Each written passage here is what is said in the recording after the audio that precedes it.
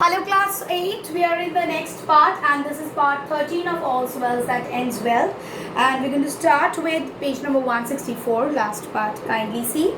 The king was still in perfect health, and his gratitude to her means here Helena, who had been the means of recovery, was so lively in his mind that the moment he saw the Countess of Rosillian, he began to talk of Helena. So the king now was very pleased with Helena, and he directly went to the Count of Rosillian and spoke to her regarding Helena, calling her a precious jewel that was lost by the folly of her husband, folly of her son.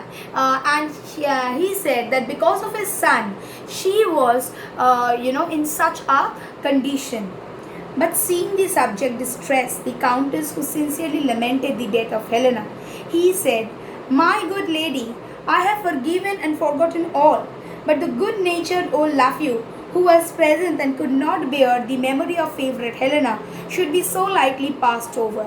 So, uh, when she said that Helena had died, because it was all Helena's plan, that she said that she informed that she had died so that Buttram could return, remember.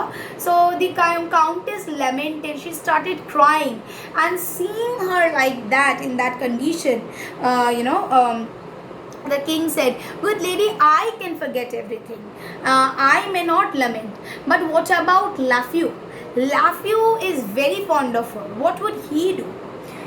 Even though I, forget, but he cannot ever forget, because he was very dear to, or he felt Helena to be very dear. Could not bear that memory of favorite Helena could be so lightly passed over," said. "This I must say, the young lord did great offence to his majesty, his mother, his lady, but to himself he did the greatest wrong of all." So he said that Buttram had made an immense mistake to his mother, to his wife, to the king, but he has made a great mistake for himself at first. He had lost a wife whose beauty astonished all eyes, whose words took all ears captive. So he has lost a wife whose beauty was so charming, whose eyes spoke too many words, whose ears were a captive listener to everyone, whose deep perfection made all hearts wish to serve her. The king said, praising, "What is lost, make the remembrance dear.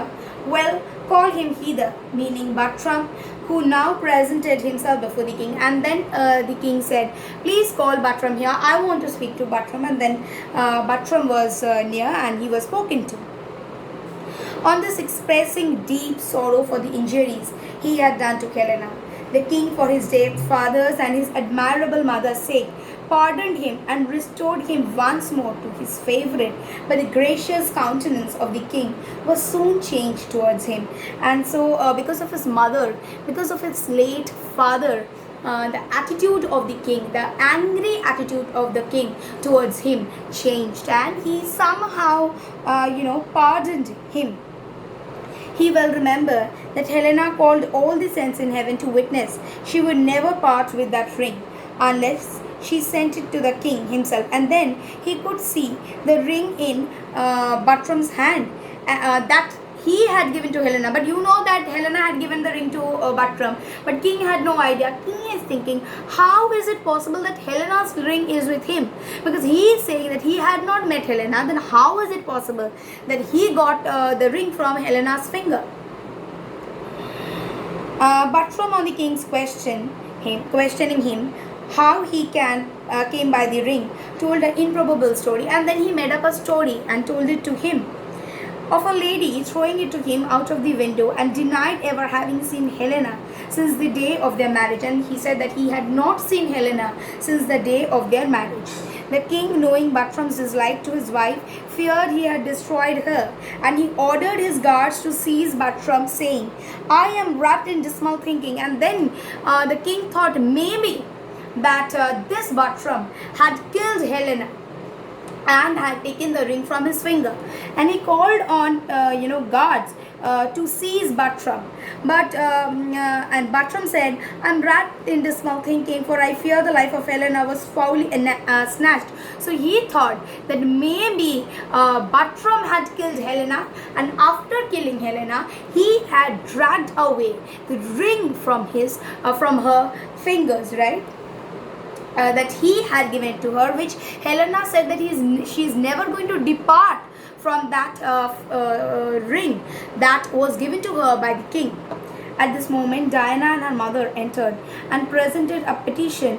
I just missed out. And suddenly, no, it's all correct. At that point of time, Diana and her mother, they entered and they presented a petition to the king, wherein they begged His Majesty to exert his royal power to compel Bartram to marry Diana. And then, as per the plan, Diana's mother had come, and along with Diana, and they are somehow asking for the king's permission, so that the king could give the royal permission to Bartram, so that he could marry Diana. Bartram, fearing the king's anger, denied he had made any such promise, and then Diana produced the ring. And then Bartram, he got very angry. He got very scared that maybe the king will do something. The king is very angry, and he said, "No, I have never made any kind of promise. It was a complete lie. He did promise Diana of marriage, right?" And then, Diana showed the ring to the king, the ring that he had given to her. In exchange for that, which Helena had put in her hands to confirm the truth of her words. And she said that she had given Bartram the ring he then wore in exchange for that at the time he bought to marry her. So then she said that, Diana said that, I have got his ring, and I have given my ring to him, because he said that he is going to marry me. So in this part, we come across that the king was in perfect health. Right, the king was in perfect health, and what happened? The king asked about Helena, and not only that, he pardoned Bartram from his mother, and gave had forgotten all his previous faults. But when he saw the same ring is with him, that the king had given to Helena, he thought maybe Bartram had done something wrong with Helena. And then he called the guards in order to seize him. Only at that point of time, Diana and her mother creeps in, and they say the king to give Bartram the permission to marry Diana, because Bartram had promised Diana to marry. Obviously Bartram denied, saying, "No, I have not said all these things." And then Diana produced with a ring that Bartram had given, saying that, "See, this is the promise that he had made to me." So in my next video, students, I shall follow the next portion of the same chapter, All's Well that Ends Well. Okay, thank you.